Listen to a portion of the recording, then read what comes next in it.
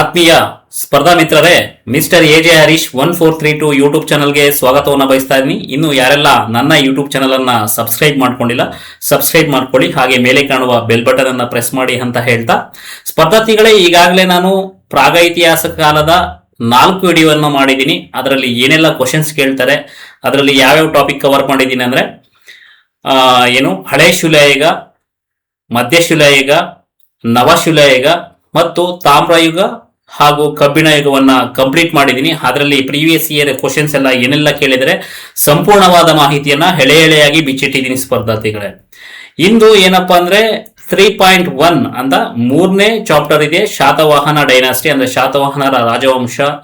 ನಮ್ಮ ಕರ್ನಾಟಕದಲ್ಲಿ ಯಾವೆಲ್ಲ ಆಡಳಿತ ನಡೆಸಿದ್ರು, ಏನೆಲ್ಲ ಅವರು ಬದಲಾವಣೆ ತಂದ್ರು ಅನ್ನೋದ್ರ ಬಗ್ಗೆ ನಾವು ಇವತ್ತು ಇಂದಿನ ವಿಡಿಯೋದಲ್ಲಿ ನೋಡೋಣ. ನಾನು ಏನಪ್ಪಾ ಅಂದ್ರೆ ಯಾವುದೇ ಒಂದು ಚಾಪ್ಟರ್ ಅನ್ನ ತಗೊಂಡಾಗ, ಯಾವುದೇ ಒಂದು ಟಾಪಿಕ್ ಅನ್ನ ತಗೊಂಡಾಗ ಆ ಟಾಪಿಕ್ ರಿಲೇಟೆಡ್ ಆಗಿ ಮೊದಲು ಇನ್ಫಾರ್ಮೇಶನ್ ಕೊಟ್ಟು ತದನಂತರ ಏನ್ ಮಾಡ್ತೀನಿ ಅಂದ್ರೆ ಪ್ರೀವಿಯಸ್ ಇಯರ್ ಕ್ವಶನ್ಸ್ ಏನೆಲ್ಲ ಕೇಳಿದ್ದಾರೆ ಆ ಸಬ್ಜೆಕ್ಟ್ ರಿಲೇಟೆಡ್ ಆಗಿ, ಆ ಟಾಪಿಕ್ ರಿಲೇಟೆಡ್ ಆಗಿ ಏನೆಲ್ಲ ಕೇಳಿದ್ದಾರೆ ಪ್ರೀವಿಯಸ್ ಇಯರ್ ಕ್ವಶನ್ಸ್ ಅನ್ನ ನಾನು ಈ PPTಯಲ್ಲಿ ನಾನು ತಿಳಿಸಿರ್ತೀನಿ ಸ್ಪರ್ಧಾರ್ಥಿಗಳೇ. ಯಾರೆಲ್ಲ ಸ್ಪರ್ಧಾರ್ಥಿಗಳು ನನ್ನ ವಿಡಿಯೋವನ್ನ ನೋಡ್ತಾ ಇದ್ರಿ, ಕೊನೆ ತನಕ ಸ್ಕಿಪ್ ಮಾಡದೆ ನೋಡಿ ಸ್ಪರ್ಧಾರ್ಥಿಗಳೇ, ಯಾಕಂದ್ರೆ ಇನ್ಫಾರ್ಮೇಶನ್ ನಿಮಗೆ ತುಂಬಾ ಯೂಸ್ಫುಲ್ ಆಗುತ್ತೆ ಅಂತ ಹೇಳ್ತಾ ಇಂದಿನ ವಿಡಿಯೋವನ್ನ ಶಾತವಾಹನ ರಾಜವಂಶವನ್ನ ನಾವು ನೋಡೋಣ ಸ್ಪರ್ಧಾರ್ಥಿಗಳೇ. ಶಾತವಾಹನರ ಸ್ಥಾಪಕ ಯಾರು ಅಂದ್ರೆ ಸಿಮುಖ. ಅಂದ್ರೆ ಯಾವುದೇ ಒಬ್ಬ ಒಂದು ರಾಜವಂಶವನ್ನ ಸ್ಥಾಪನೆ ಮಾಡಬೇಕಾದ್ರೆ ಕಾರಣಕರ್ತರೊಬ್ಬರು ಇರ್ತಾರೆ, ಇವರು ಸಿಮುಖರಾಗಿರ್ತಾರೆ. ಇವರ ರಾಜಧಾನಿ ಪೈಥಾನ್ ಅಥವಾ ಪ್ರತಿಷ್ಠಾನ. ಅರ್ಥ ಆಯ್ತಾ ಸ್ಪರ್ಧಾರ್ಥಿಗಳೇ? ಪೈಠಾನ್ ಅಥವಾ ಪ್ರತಿಷ್ಠಾನ. ಇವರ ಆಳ್ವಿಕೆ ಕಾಲ ಅಂದ್ರೆ ಕ್ರಿಸ್ತಪೂರ್ವ 235 ಅಂದ್ರೆ ಕ್ರಿಸ್ತಶಕ 195 ಈ ಆಸುಪಾಸಿನ ಮಧ್ಯೆ ಇವರು ಆಳ್ವಿಕೆಯನ್ನು ನಡೆಸ್ತಾರೆ ಸ್ಪರ್ಧಾರ್ಥಿಗಳೇ. ಹಾಗೆ ಯಾವುದೇ ಒಂದು ರಾಜವಂಶ ಅಂದ್ರೆ ರಾಜಮನೆತನಕ್ಕೆ ಒಂದು ಎಂಬ್ಲಮ್ ಇರುತ್ತೆ, ಅಂದ್ರೆ ಒಂದು ಲಾಂಛನ ಇರುತ್ತೆ. ಇವರ ಲಾಂಛನ ಯಾವುದು ಅಂದ್ರೆ ವರುಣ ಅಥವಾ ಅಶ್ವದಳ. ನೋಡಿ ಸ್ಪರ್ಧಾರ್ಥಿಗಳೇ, ಇಲ್ಲಿ ನಾನು ಏನಪ್ಪಾ ಅಂತ ಹೇಳಿದ್ರೆ ಅವರ ಯೂಸ್ ಮಾಡ್ತಾ ಇದ್ದ ಲಾಂಛನ ಆಗಿರ್ಬೋದು, ಇವರ ರಾಜಮನೆತನ ಎಲ್ಲಿಂದ ಎಲ್ಲಿ ತನಕ ಅಂದ್ರೆ ನಮ್ಮ ಕರ್ನಾಟಕದಿಂದ ಅಪ್ ಟು ಎಲ್ಲಿ ತನಕ ಇವ್ರದ್ದು ಹಬ್ಬಿತ್ತು ಅಂದ್ರೆ ಗುಜರಾತ್, ಅಲ್ಲಿ ತನಕ ಇವರ ರಾಜ್ಯವನ್ನ ವಿಸ್ತರಣೆ ಮಾಡಿದ್ರು ಸ್ಪರ್ಧಾರ್ಥಿಗಳೇ. ಮುಂದಿನ ಸ್ಲೈಡ್ ಹೋಗೋಣ. ಇವರು ಮೌರ್ಯರು ಉತ್ತರ ಭಾರತದಲ್ಲಿ ಅತ್ಯಂತ ಪ್ರಬಲವಾದ ಸಾಮ್ರಾಜ್ಯವನ್ನ ಹೊಂದಿದ್ದು, ಅನೇಕ ಸಾಮಂತರುಗಳು ಮೌರ್ಯರ ಅಧೀನಕ್ಕೆ ಒಳಪಟ್ಟಿದ್ದರು. ಇವರು ಯಾರಪ್ಪ ಶಾತವಾಹನರು ಯಾರ ಅಧೀನಕ್ಕೆ ಒಳಪಟ್ಟಿದ್ರು ಅಂದ್ರೆ ಮೌರ್ಯರ ಅಧೀನಕ್ಕೆ ಒಳಪಟ್ಟಿದ್ರು ಸ್ಪರ್ಧಾರ್ಥಿಗಳೇ. ಅದೇ ರೀತಿ ಸಾಲಿಶಕ ಪೂರ್ವ ಅಂದ್ರೆ ಕ್ರಿಸ್ತಪೂರ್ವ 3ನೇ ಶತಮಾನದ ಅಂತ್ಯಕ್ಕೆ ಮೌರ್ಯರ ಅವನತಿ ಹೊಂದಿದಾಗ ಅವರ ಅನೇಕ ಸಾಮಂತರುಗಳು ಸ್ವಾತಂತ್ರ್ಯಗೊಂಡ್ರು. ಏನಪ್ಪಾ ಅಂದ್ರೆ ಈಗ ಒಂದು ರಾಜಮನೆತನ ಅಂದ್ರೆ ಅವರ ಅಂಡರ್ ಅಲ್ಲಿ ಕೆಲವೊಬ್ಬರು ಸಾಮಂತ ರಾಜರುಗಳು ಅಧಿಕಾರವನ್ನ ವಹಿಸ್ಕೊಂಡಿರ್ತಾರೆ. ಈಗ ವಿಶಾಲ ರಾಜ್ಯವನ್ನ ಒಬ್ಬರೇ ನೋಡ್ಕೊಳ್ಳೋದಕ್ಕಾಗೋದಿಲ್ಲ. ಆಗ ಏನ್ ಮಾಡ್ತಾರೆ ಅಂದ್ರೆ ಒಂದೊಂದು ಪ್ರಾಂತ್ಯಕ್ಕೆ ಅಥವಾ ಒಂದು ಇಂತಿಷ್ಟು ಪ್ಲೇಸ್ ಅನ್ನ ಕೊಟ್ಟು ಈ ಏರಿಯಾಗೆ ನೀನು ರಾಜ ಅಂದ್ರೆ ಆಡಳಿತ ನಡೆಸ್ಕೋ, ಅಂದ್ರೆ ಅಲ್ಲಿನ ಟ್ಯಾಕ್ಸ್ ಅನ್ನೆಲ್ಲ ಕಲೆಕ್ಟ್ ಮಾಡಿ ನಮಗ್ ಕೊಡಿ ಅಂತ. ಅಂದ್ರೆ ಮೇನ್ ಪಿಲ್ಲರ್ ಒಬ್ಬರು ಇರ್ತಾರೆ, ಅವ್ರ ಅಂಡರ್ ಅಲ್ಲಿ ಸಾಕಷ್ಟು ಸಬಾರ್ಡಿನೇಟ್ ರಾಜರು ಇರ್ತಾರೆ ಸ್ಪರ್ಧಾರ್ಥಿಗಳೇ. ಅದೇ ರೀತಿ ದಕ್ಷಿಣ ಭಾರತದಲ್ಲಿ ಮೌರ್ಯರ ಸಾಮಂತರಾಗಿದ್ದ ಶಾತವಾಹನರು ಸಾಲಿಶಕ ಪೂರ್ವ 235ರಲ್ಲಿ ಸ್ವಾತಂತ್ರ್ಯಗೊಂಡು ಆಂಧ್ರ ಪ್ರದೇಶ, ಮಹಾರಾಷ್ಟ್ರಗಳನ್ನೊಳಗೊಂಡ ಪ್ರದೇಶದಲ್ಲಿ ಅಧಿಕಾರ ಬಂದ್ರು. ಇವರೇನಪ್ಪಾ ಅಂದ್ರೆ ಶಾತವಾಹನರು ದಕ್ಷಿಣ ಭಾರತದಲ್ಲಿ ತನ್ನ ಮೌರ್ಯರ ಅವನತಿ ನಂತರ ಅಂದ್ರೆ ಮೌರ್ಯರ ಸಾಮಂತರಾಗಿರ್ತಾರೆ. ಇವರ ಎರ ಮುಗಿದಾದ್ಮೇಲೆ, ಇವರ ಒಂದು ಅಧಿಕಾರಾವಧಿ ಮುಗಿದಾದ್ಮೇಲೆ ಅವರ ವಂಶ ಅವನತಿ ಹೊಂದಿದ ನಂತರ ಇವರು ಏನಪ್ಪಾ ಅಂದ್ರೆ ಒಂದು ಆಳ್ವಿಕೆಯನ್ನ ಸ್ಟಾರ್ಟ್ ಮಾಡ್ತಾರೆ. ಎಲ್ಲಿಯಪ್ಪ ಅಂದ್ರೆ ಆಂಧ್ರ ಪ್ರದೇಶ ಮತ್ತು ಮಹಾರಾಷ್ಟ್ರ. ಕೇಳಬಹುದು, ಶಾತವಾಹನರು ಈ ಕೆಳಗಿನ ಯಾವ ರಾಜ್ಯಗಳಲ್ಲಿ ಆಡಳಿತ ನಡೆಸ್ತಿದ್ರು ಅಂತ ನೀವು ಕೇಳಬಹುದು ಸ್ಪರ್ಧಾರ್ಥಿಗಳೇ. ಅಲ್ಲಿ ನೋಡ್ಬೋದು, ನೀವು ಕೇಳಿರ್ತಾರೆ ಮಹಾರಾಷ್ಟ್ರ, ಆಂಧ್ರ ಪ್ರದೇಶ, ಕೆಲವೊಂದೆಲ್ಲ ಕೇಳಿರ್ತಾರೆ, ಬೇರೆ ಬೇರೆ ರಾಜ್ಯಗಳು ಕೇಳಿರ್ತಾರೆ. ಮ್ಯಾಚ್ ದ ಫಾಲೋಯಿಂಗ್ ಕೇಳ್ಬೋದು. ಒಂದ್ ಕಡೆ ಡೈನಾಸ್ಟಿ ಕೇಳಿರ್ತಾರೆ, ಇನ್ನೊಂದ್ ಕಡೆ ಪ್ರದೇಶಗಳನ್ನ ಕೇಳಿರ್ತಾರೆ ಸ್ಪರ್ಧಾರ್ಥಿಗಳೇ. ಅದೇ ರೀತಿ ಶಾತವಾಹನರ ಮೂಲ ಅಂದ್ರೆ ಶಾತವಾಹನರು ಯಾವ ಮೂಲ ಹೊಂದಿದ್ರು, ಎಲ್ಲಿಂದ ಬಂದವರು, ಯಾವುದೇ ಒಂದು ರಾಜವಂಶಕ್ಕೆ ಒಂದು ಮೂಲ ಅನ್ನೋದು ಇರುತ್ತೆ ಸ್ಪರ್ಧಾರ್ಥಿಗಳೇ.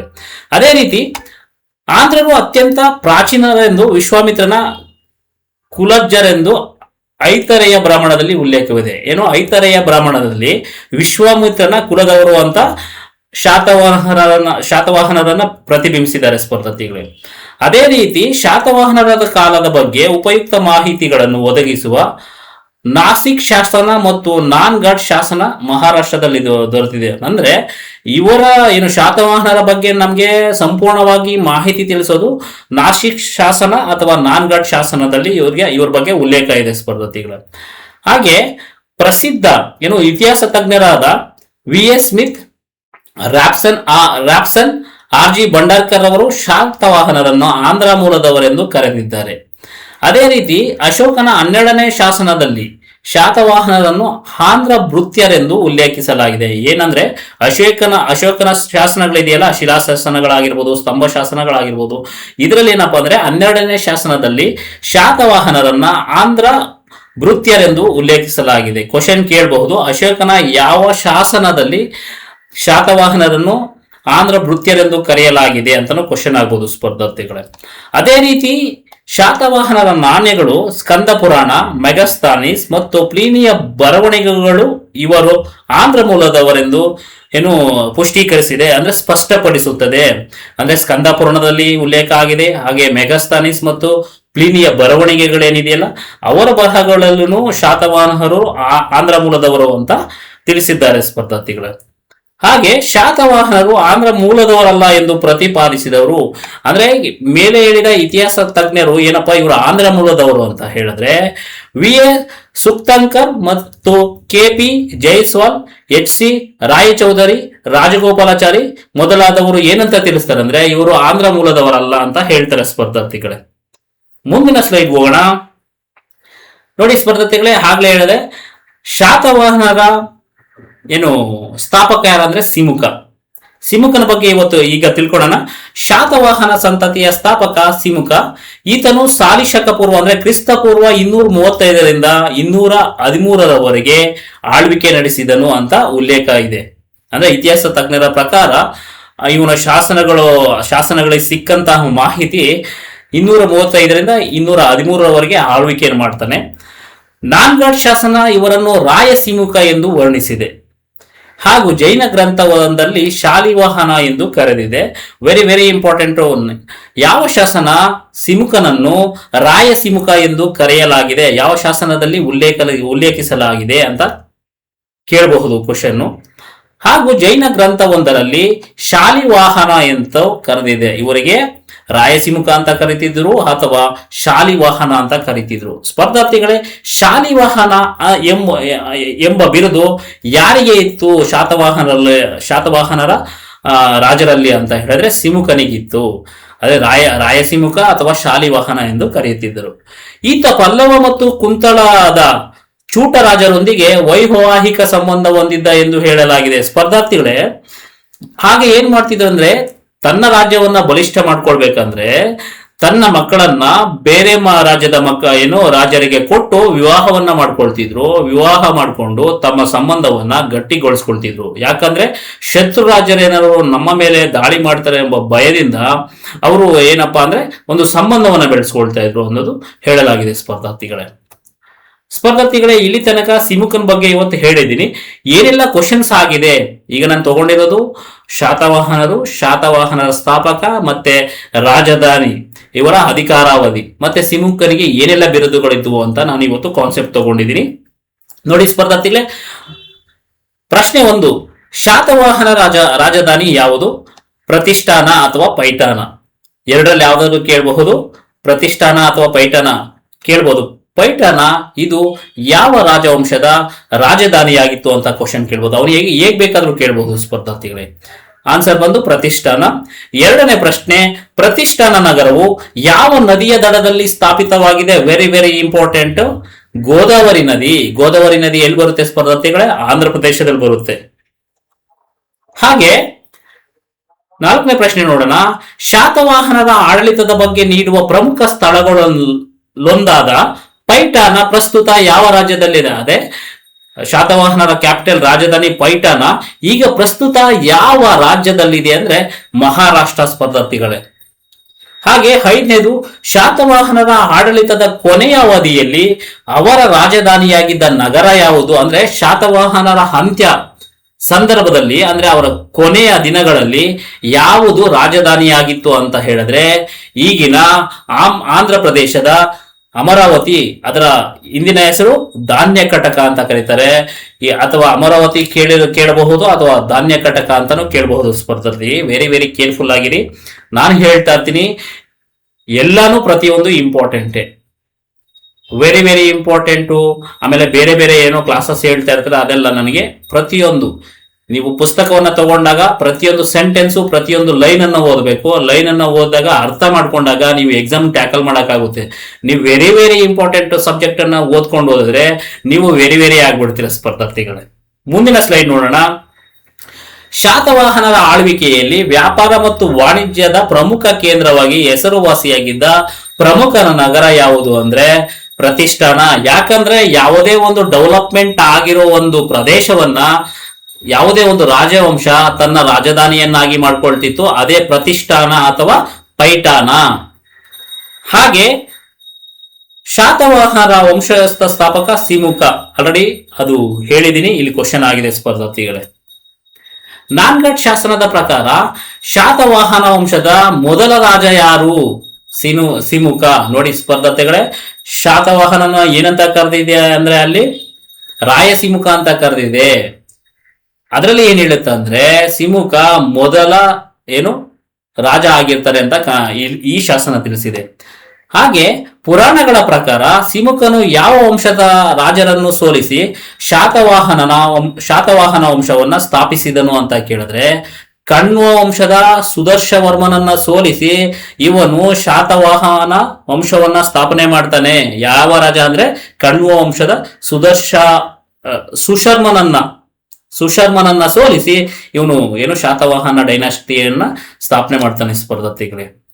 ಅದೇ ರೀತಿ ಮುಂದೆ ನೋಡೋಣ. ಸಿಮುಖನು ಎಷ್ಟು ವರ್ಷಗಳ ಕಾಲ ಆಳ್ವಿಕೆ ನಡೆಸಿದ ಎಂದು ಪುರಾಣಗಳು ತಿಳಿಸುತ್ತವೆ ಅಂದ್ರೆ 23 ವರ್ಷಗಳು ಸ್ಪರ್ಧಾರ್ಥಿಗಳೇ. ಸಿಮುಖನನ್ನು ರಾಯಸಿಮುಖ ಎಂದು ವರ್ಣಿಸಿದ ಶಾಸನ ಯಾವುದು ಅಂದ್ರೆ ನೋಡಿ ಸ್ಪರ್ಧಾರ್ಥಿಗಳೇ, ಆಗ್ಲೇ ಹೇಳಿದ್ದೆ ನಾನ್ಘಾಟ್ ಶಾಸನ. ಇವನನ್ನ ಕರೆದಿದ್ದು ರಾಯಸಿಮುಖ ಎಂದಿದ್ದು ನಾನ್ಘಾಟ್ ಶಾಸನ. ಅದೇ ರೀತಿ ಶಾತವಾಹನರು ಆರಂಭದಲ್ಲಿ ಯಾವ ಸಾಮ್ರಾಜ್ಯದ ಸಾಮಂತರಾಗಿದ್ದಾರೆ ಅಂದ್ರೆ ಮೌರ್ಯ ವಂಶದ ಸಾಮಂತರಾಗಿರ್ತಾರೆ. ಅರ್ಥ ಆಯ್ತಾ ಸ್ಪರ್ಧಾರ್ಥಿಗಳೇ?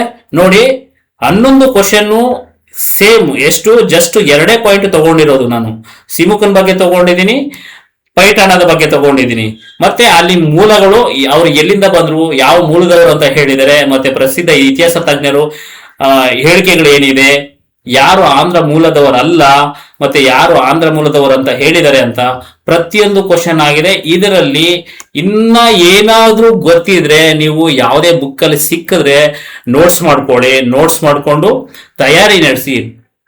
ಯಾವುದೇ ಕಾರಣಕ್ಕೂ ನಾನು ಇದನ್ನೇ ಓದಿ ಇಷ್ಟೇ ಓದಿ ಅಂತ ಹೇಳಲ್ಲ ಸ್ಪರ್ಧಾರ್ಥಿಗಳೇ. ಏನಪ್ಪಾ ಅಂದ್ರೆ ನಿಮಗೆ ಏನ್ ಅನ್ಸುತ್ತೆ ಅಂದ್ರೆ ಏನ್ ಓದ್ಬೇಕು ಏನ್ ಬಿಡ್ಬೇಕು ಅನ್ನೋದು ನಿಮಗೆ ಗೊತ್ತಿರುತ್ತೆ ನಮಗಿಂತ ಚೆನ್ನಾಗಿ. ಬಟ್ ನಾನು ಒಂದು ವೆಲ್ ಎಜುಕೇಟೆಡ್ ನನಗೆ ಗೈಡ್ ಮಾಡೋದು ಏನಪ್ಪಾ ಅಂದ್ರೆ ಯಾವುದೇ ಪುಸ್ತಕವನ್ನು ತಗೊಂಡಾಗ ಸಂಪೂರ್ಣವಾಗಿ ಓದಿ ಅದರ ಇನ್ಫಾರ್ಮೇಶನ್ ಅರ್ಥ ಮಾಡ್ಕೊಳ್ಳಿ. ಆಗ ಮಾತ್ರ ನೀವು ಯಶಸ್ಸು ಸಾಧಿಸೋಕೆ ಸಾಧ್ಯ. ಹಾಗೆ ಅಂತ ಹೇಳ್ಬಿಟ್ಟು ಹಿಸ್ಟ್ರಿಯಲ್ಲಿ ನಾನು ಮೇನ್ ಓದ್ಕೊಳ್ತೀನಿ ಅಂದ್ರೆ ಕ್ಲಿಯರ್ ಆಗಲ್ಲ ಸ್ಪರ್ಧಾರ್ಥಿಗಳು. ಸಾಕಷ್ಟು ಜನ ಹೇಳ್ಬೋದು ವೆರಿ ವೆರಿ ಇಂಪಾರ್ಟೆಂಟ್, ಬೇರೆ ಬೇರೆ ಕ್ವಶನ್ಸ್ ಇಷ್ಟನ್ನೇ ಓದಿ ಇದನ್ನ ಬಿಟ್ಟು ಎಲ್ಲೂ ಕ್ವಶನ್ ಕೇಳಲ್ಲ. ಅದಕ್ಕೆ ಒಂದು ಉದಾಹರಣೆ ಹೇಳ್ತೀನಿ ಸ್ಪರ್ಧಾರ್ಥಿಗಳೇ. 545 PSI ಎಕ್ಸಾಮ್ ಕಂಡಕ್ಟ್ ಮಾಡಿದಾಗ ಸಾಕಷ್ಟು ಯೂಟ್ಯೂಬರ್ಸು ಅವರು ನಾವ್ ಹೇಳಿದ್ದೇವೆ ವೇದವಾಕ್ಯ, ಇದನ್ನ ಬಿಟ್ಟು ಬೇರೆ ಓದ್ಬೇಡಿ ಅಂತ ಹೇಳಿದವರು 545 ರಿಸಲ್ಟ್ ಬಂದಾಗ ತಟಸ್ಥ ಆಗ್ಬಿಡ್ತಾರೆ ಸ್ಪರ್ಧಾರ್ಥಿಗಳೇ. ಆ ಕಾರಣದಿಂದ ನೀವೇನ್ ಮಾಡ್ತೀರಾ ಅಂದ್ರೆ ನಾನು ಇಷ್ಟನ್ನೇ ಓದಿ ಇದನ್ನೇ ಓದಿ ಯಾವುದೇ ಕಾರಣಕ್ಕೂ ಹೇಳೋದಿಲ್ಲ. ಏನ್ ಹೇಳಿದ್ರು ವಾಸ್ತವ ಅಂಶಗಳನ್ನ ಹೇಳ್ತೀನಿ. ಇನ್ನ ಏನಾದ್ರು ಇಂಪ್ರೂವ್ಮೆಂಟ್ ಮಾಡ್ಕೋಬೇಕಾದ್ರೆ ನನ್ನ ಕ್ಲಾಸಸ್ ಅನ್ನ ನನಗೆ ಕಮೆಂಟ್ ಮಾಡಿ ಸರ್ ಇದನ್ನ ನೀವು ಇನ್ನು ಇಂಪ್ರೂವ್ ಮಾಡ್ಕೊಳ್ಬೇಕು ಅಂತ ಹೇಳಿದ್ರೆ ನಾನು ಇಂಪ್ರೂವ್ ಮಾಡ್ಕೊಳ್ತೀನಿ ಅಂತ ಹೇಳ್ತಾ ಹಿಂದಿನ ವಿಡಿಯೋವನ್ನ ಮುಕ್ತಾಯಗೊಳಿಸ್ತಾ ಇದ್ದೀನಿ ಸ್ಪರ್ಧಾರ್ಥಿಗಳೇ.